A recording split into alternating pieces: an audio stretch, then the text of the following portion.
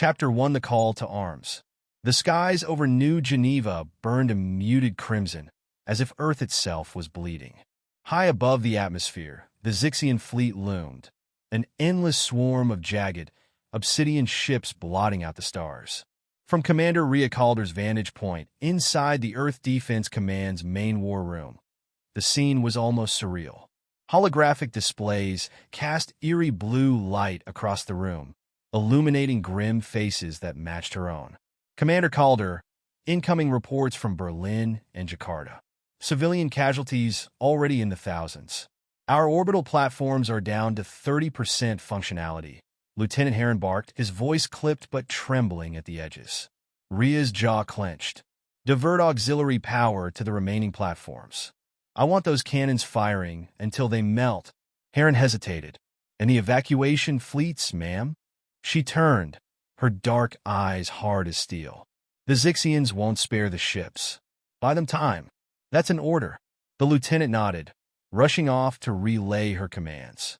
Rhea let out a slow breath, her fingers gripping the edge of the console in front of her. Earth was losing. It is not the fire that destroys. It is the refusal to rise from the ashes. The soft, melodic voice broke through the tense atmosphere like a ripple across a still pond. Rhea turned toward the source, her gaze landing on the Arcanine ambassador, Sail NDR. Dressed in flowing silver robes that shimmered faintly in the dim light, Sail seemed out of place in the war room's stark, utilitarian design. His skin glowed faintly with the Arcanine's signature bioluminescence, his serene expression betraying no hint of the chaos unfolding outside. Ambassador, Rhea said tersely, trying to keep the edge out of her voice. I'm a little busy saving my planet. Sail inclined his head, his gaze calm but piercing. And yet you reject the hand that could steady you amidst the storm. Rhea's patience frayed. With respect, Ambassador, your people are pacifists. We need weapons, not words. Sail stepped closer, his movement so fluid it was almost inhuman. And yet it is words that will outlast every weapon in this room. Do not mistake our pacifism for inaction. We offer you wisdom, not lethality, because only one of these will ensure your survival. Before Rhea could retort, a klaxon blared. The war room dimmed as holograms shifted to display Earth's orbital perimeter. Red indicators lit up one by one, Xixian ships breaking through the defensive line. Across the galaxy, the Galactic Council debated in apathy. Earth brought this upon themselves, a sleek, serpentine representative hissed in the chamber's central platform. Their penchant for chaos threatens the balance of our galaxy. Others murmured agreement. Sail rose from his place among the council representatives, the silver of his robes a stark contrast against the chamber's black marble. And yet it is chaos that creates stars. Earth burns, yes, but in their fire lies potential unmatched. A reptilian delegate sneered. Potential does not equate to worth. Why should we risk war for a species that may destroy itself without Xixian interference? Sail's glow dimmed momentarily, a rare flicker of frustration. Because their survival is intertwined with our own. Humanity is the flame that will ignite unity among the stars, or extinguish it forever. His words hung in the air, silencing the murmurs. Sail scanned the room, seeking allies but finding only avoidance. His people had already made their choice. The Arcanine would stand with humanity, regardless of the Council's apathy. Back on Earth, Rhea paced the war room, her boots clicking against the polished floor. Reports flooded in, each worse than the last. Entire cities were gone, orbital defenses crumbling. Commander, Heron interrupted, his voice breathless. The Arcanine envoy has requested direct access to our tactical systems. They claim they can reinforce our shield grids and optimize evacuation routes. Rhea halted mid-step, suspicion flickering in her eyes. Why would they help now? They've been observers for decades. Heron hesitated. It's Ambassador Sail's directive. He believes, he faltered, then continued. He believes we're vital to the galaxy's future. Rhea's lips pressed into a thin line. Patch them in, but monitor every byte of data they touch. Trust is earned, not given. As Earth's defenses fought a losing battle, Sale observed the holographic displays with a quiet intensity. He spoke softly to the Arcanine engineers, their hands dancing over ethereal consoles as they deployed shield augmentations and evacuation aids. "Your people are brave," Sale said without looking at Rhea. "But bravery alone will not suffice." Rhea crossed her arms, watching the Arcanine's seamless efficiency. "What exactly do you want, Ambassador? Why risk breaking your pacifist creed for us?" Sale turned to face her fully, his luminous eyes locking onto hers. "Because in you, I see the potential my people squandered long ago. We chose peace, but we also chose isolation. You remind us of the fire we once had, a fire that can forge something greater, if tempered." The room fell silent, the weight of his words lingering. The silence shattered as an explosion rocked the building. Alarms blared, and a voice over the intercom shouted, "Zixians have breached orbital defenses. They're targeting the command centers." Rhea spun to Sale. "If you have more tricks up your glowing sleeves, now's the time." Sale's calm demeanor didn't falter. "The question is not what I can do, Commander Calder. It is what you are willing to risk." Her gaze hardened. "Everything. Now let's move." Together, they raced toward the heart of the war room as another explosion shook the ground beneath their feet. Above them, the stars themselves seemed to tremble. In Chapter 1. Chapter 2. The Silent Betrayal. The command center was a battlefield of its own, a flurry of voices, alarms, and tense energy. As Rhea Calder and Sale NDAR rushed through its metallic corridors, the scent of scorched wiring mingled with the faint tang of ozone. Each step echoed like a countdown to annihilation. "Report!" Rhea barked as they entered the war room. Heron, pale and disheveled, met her gaze with grim urgency. "The Zixians are deploying planetary disruptors. If they establish a stable firing grid, they'll reduce Earth's surface to molten slag in under an hour." Rhea's stomach turned, but her voice remained steady. "Coordinates? They're targeting strategic sites, defense hubs, energy nexuses, every location critical to resistance." Sale stepped forward, his expression unreadable. "Planetary disruptors are crude but effective. They require synchronization. Disrupt their signal, and their weapons will implode upon activation." Heron frowned. "How do you know that?" Sale turned, his luminous gaze unwavering. "Because the Zixians were once allies to the Arcanine. I am familiar with their methods." Rhea froze, her hand tightening around the console. "You knew this was coming?" Sale's glow dimmed, his voice soft. "We suspected. The Zixians have long sought dominion over species they deem chaotic. Your resistance was inevitable." Rhea's fury flared. "And you said nothing?" "I came to you when it mattered most," Sale replied calmly. "We cannot undo the past, but we can shape the present. Will you act, or will you rage at me while your people perish?" The command center buzzed as orders were relayed to field units. Rhea forced her emotions aside, focusing on the task at hand. "Send strike teams to disrupt their grid. Target their uplinks and main generators," she commanded. A technician hesitated. "Commander, we're already stretched thin. We'd be sending those teams into a death trap." "We don't have a choice," Rhea replied, her tone brooking no argument. "Every second we delay is another nail in our coffin." Sale moved closer, his bioluminescence pulsing faintly. "There is another option." Rhea shot him a skeptical glance. "I'm listening." "The Arcanine possess technology that can amplify your shield network, creating a reflective barrier strong enough to repel the disruptor beams." But, Sale hesitated. "The process will require depleting the energy reserves of our own fleet. Should the Zixians target us directly, we will have no means to defend ourselves." Rhea studied him, searching for any sign of duplicity. "You're willing to make that sacrifice?" Sale inclined his head. "The Arcanine stand with humanity. Your survival is our survival." The operation began with a coordinated strike. Human and Arcanine forces worked in tandem, a sight that might have inspired hope if not for the stakes. In the war room, Rhea watched the live feeds, her fists clenched. The ground teams faced overwhelming odds, waves of Zixian drones and ground troops swarming their positions.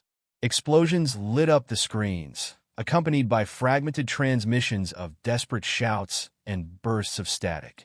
Team Alpha is down, Heron reported, his voice tight with emotion. Bravo is pinned. Delta's charges are in place, but they've lost half their squad. Rhea's chest tightened. Every loss was a weight she couldn't ignore. Tell Delta to hold their position. Reinforcements are en route. They won't make it in time, ma'am. I don't care. They're holding. Sale stepped beside her, his voice low. You carry the burden of every loss, Commander, but you cannot allow it to paralyze you. They fight because they believe in you. Rhea didn't reply, her eyes fixed on the screen. As the strike teams fought on the ground, the Arcanine fleet began their shield amplification. Energy rippled through the atmosphere, creating shimmering barriers that refracted the crimson glow of Earth's burning skies. It's working, Heron said, a note of hope creeping into his voice. But Rhea's instinct screamed that it was too soon to celebrate. What's the Zixian response? Before anyone could answer, the war room shook violently. Consoles sparked, and a cacophony of alarms erupted. Direct hit, a technician yelled. They've breached our secondary defenses. The lights flickered, and Sale turned sharply toward the holographic display. This isn't random. They're targeting this location. Rhea's blood ran cold. How? Sale's glow dimmed further, his expression darkening. Someone has betrayed you. The war room descended into chaos as systems faltered. Sale moved swiftly, his hands a blur over a console as he attempted to stabilize the failing shield grid. Heron, Rhea shouted. Who's coordinating external communications? Lieutenant Yarrow, ma'am, but find him. Now.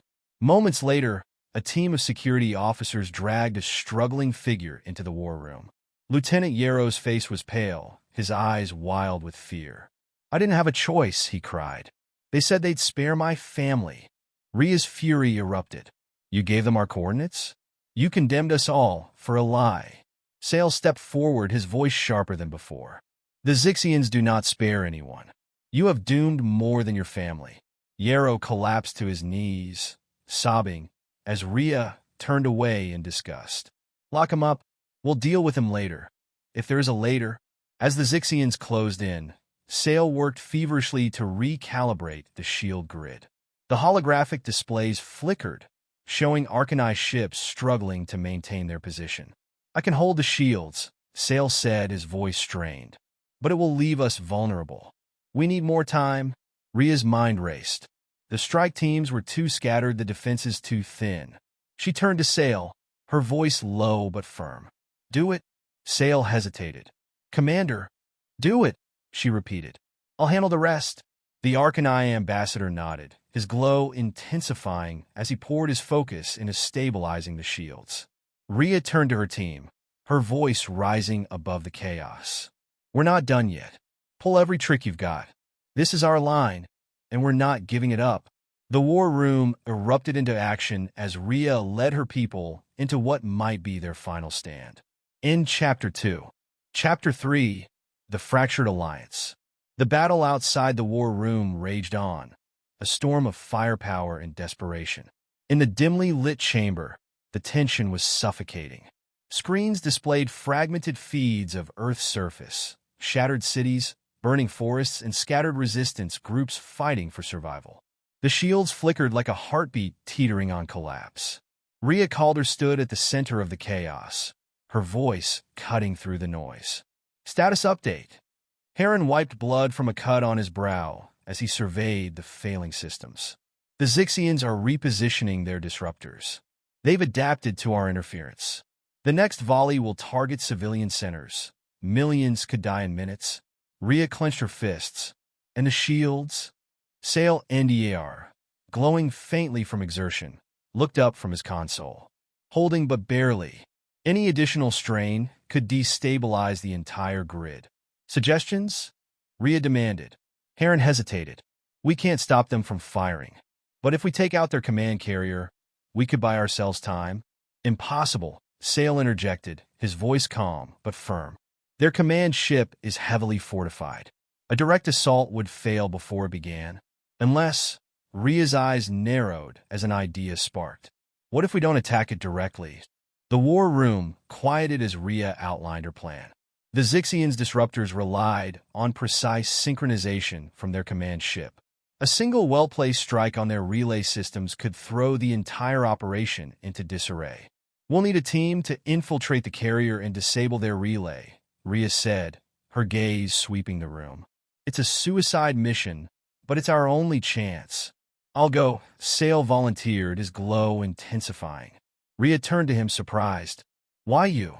"I understand their technology better than anyone here," Sale replied. "And unlike your people, I have a chance of surviving in their atmosphere." "You're not invincible," Rhea countered.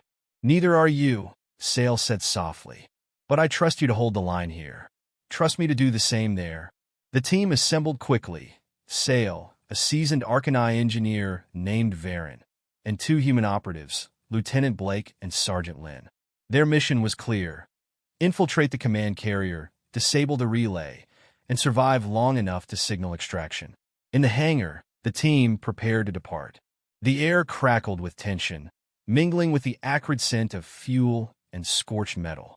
Blake adjusted his gear, his expression grim. "If this works, drinks are on me." Lynn snorted. "If this works, I'll buy the whole damn bar." Sale remained silent, his bioluminescence steady as he examined their transport. Rhea approached him, her voice low. "You don't have to do this." "Yes, I do," Sale replied, meeting her gaze. "Your people fight for their future. I fight for redemption." Rhea hesitated, then extended her hand. "Good luck." Sale clasped it briefly, his grip firm. "To all of us." The transport launched under the cover of Earth's faltering defenses. As they approached the Zixian command carrier, the vastness of the enemy fleet became painfully clear. "Looks like a floating fortress," Blake muttered, his voice tinged with awe and dread. "Focus," Sale said. "If we hesitate, we die." The transport slipped through the carrier's defensive grid, disguised by stolen Zixian codes. Inside, the team moved swiftly, their footsteps muffled by the ship's organic, pulsating walls. The air was thick and oppressive, reeking of sulfur and decay. "This place gives me the creeps," Lynn whispered, scanning the dim corridor. "Stay alert," Sale warned. "Zixians are relentless hunters. They won't forgive trespassers." The team reached the relay chamber, a cavernous space dominated by pulsating crystalline structures. Zixian drones patrolled the area, their spindly forms clicking eerily against the floor. "Distraction or stealth?" Blake asked. "Both," Sale decided. "Blake, Lynn, draw their attention. Varen and I will handle the relay." The humans nodded, their expressions steely. Blake tossed a small explosive down the corridor, its detonation sending shockwaves through the chamber. "Let's go!" Lynn shouted, firing at the incoming drones. Sale and Varen sprinted to the relay, dodging sparks and debris. Varen immediately began dismantling the crystalline array, her hands moving with practiced precision. "Hurry," Sale urged, his glow flickering with tension. "I'm not a magician," Varen snapped. "This is delicate work." The Zixians' response was swift. More drones poured into the chamber, their weapons emitting high-pitched whines as they fired. Blake and Lynn held the line, but their ammunition was dwindling. "We're running out of time," Lynn yelled, blood staining her sleeve. Sale made a snap decision. "Varen, step back." "What are you?" Before she could finish, Sale placed his hands on the relay.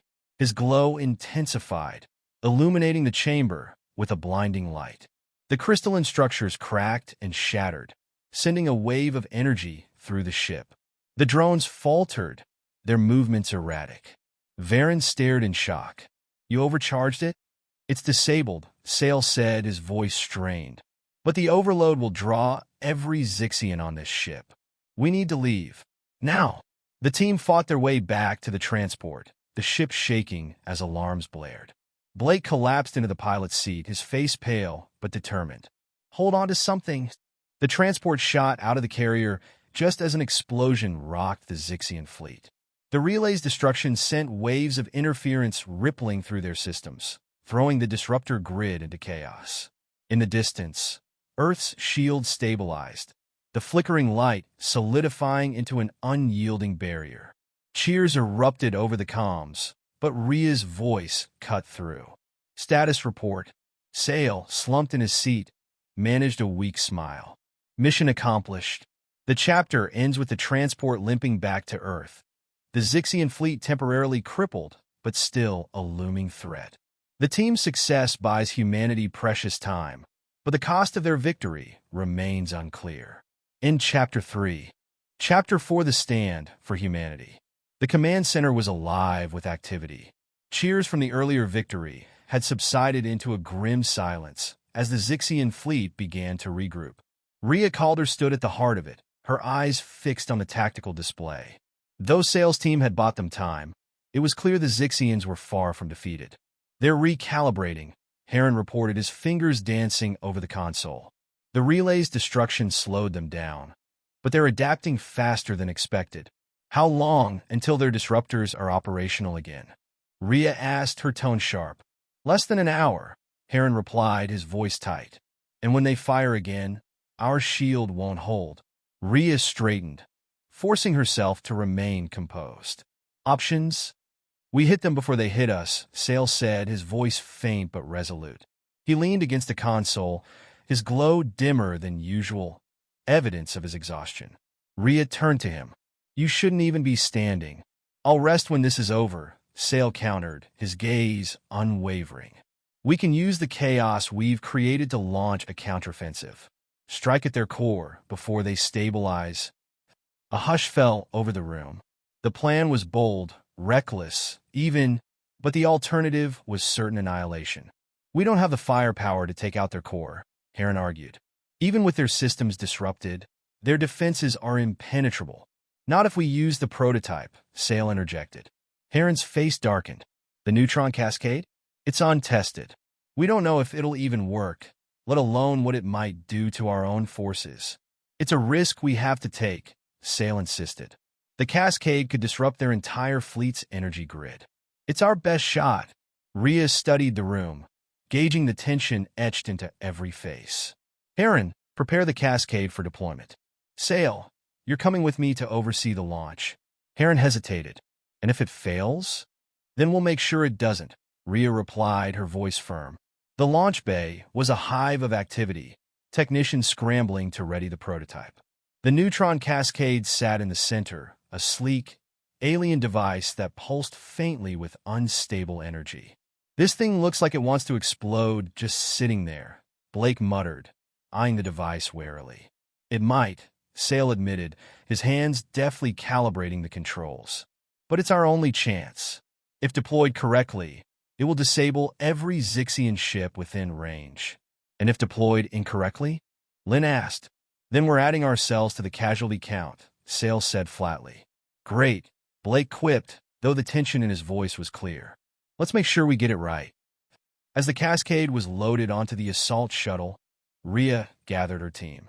This mission is as dangerous as it gets, she said, her tone unwavering. But if we succeed, we give Earth a fighting chance. If anyone wants out, now's the time to speak up. No one moved.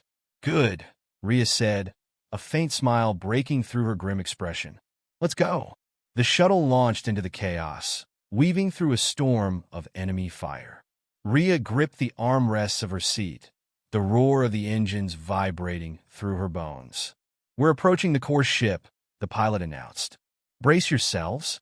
The Zixian command carrier loomed ahead, a behemoth of organic metallic architecture glowing ominously against the void. Automated turrets peppered the shuttle with fire, but Sale's earlier sabotage left gaps in their defenses. We're through, the pilot said, exhaling in relief as the shuttle breached the carrier's hull. The team moved quickly, navigating the labyrinthine corridors of the carrier. The air was thick with an alien humidity that clung to their skin, and the faint hum of Zixian technology resonated like a distant heartbeat. Stay sharp, Rhea whispered, her pulse pounding in her ears. Ahead, the core chamber came into view, a massive, pulsating structure that radiated raw energy. Drones guarded the entrance, their movements precise and lethal. We'll distract them, Lynn said, readying her weapon. No, Rhea countered. We go in together, cover each other, and move fast. The team burst into the chamber, weapons blazing.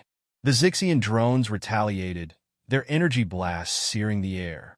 Sail and Rhea pushed toward the core, shielding the cascade devices. Blake and Lynn held off the advancing drones.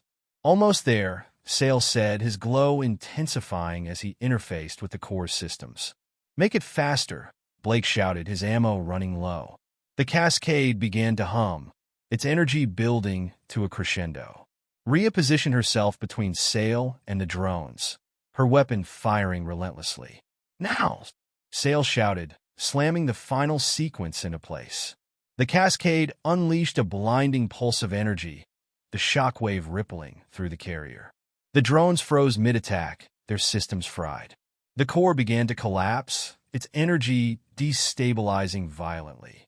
"Time to go," Rhea yelled, grabbing Sail and pulling him toward the exit. The team sprinted back to the shuttle, the carrier trembling as explosions ripped through its structure. They barely made it aboard before the pilot launched them away from the doomed ship. Behind them, the Zixian fleet flickered and dimmed, their systems crippled by the cascade's pulse. Earth's defenders seized the opportunity, launching a coordinated counterattack that forced the Zixians into retreat.